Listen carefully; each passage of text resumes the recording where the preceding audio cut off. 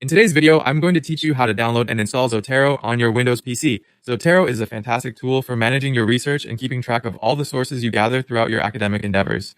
It offers an easy-to-navigate way to build, organize, and cite your references, making the research process not just productive, but efficient and enjoyable. To begin with, let's go to your web browser and type in the web address www.zotero.org. This is Zotero's official website. Once you're on the homepage, take a moment to look around if you're new to Zotero. The layout is user-friendly with plenty of resources and support available if you need it, but for now our focus is on getting Zotero installed, so locate the download button. It should be prominently displayed on the homepage so it's hard to miss. When you click the download button, Zotero's installer will automatically start downloading to your computer. This shouldn't take too long, possibly a couple of minutes, depending on your internet speed. If the download doesn't start automatically, try refreshing the page or checking your browser's download settings. While you wait, think about the ways you might use Zotero in your work, from creating an annotated bibliography to easily adding citations in your written projects. Once the download is complete, navigate to your computer's download folder. Here, look for the Zotero setup file. Double-click on the setup file to initiate the installation process. This will prompt a security window to appear. Windows is just checking to ensure you actually want to open this file.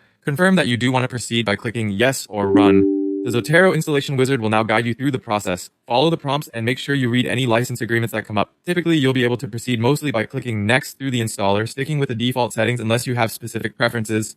The installer will ask you where you want to install Zotero on your PC. I recommend leaving it in the default location unless you need it in a specific folder. Once the installation progress bar is filled and everything is ready, the wizard will let you know the setup is complete. At this point, you're given the option to launch Zotero right away. Feel free to do that.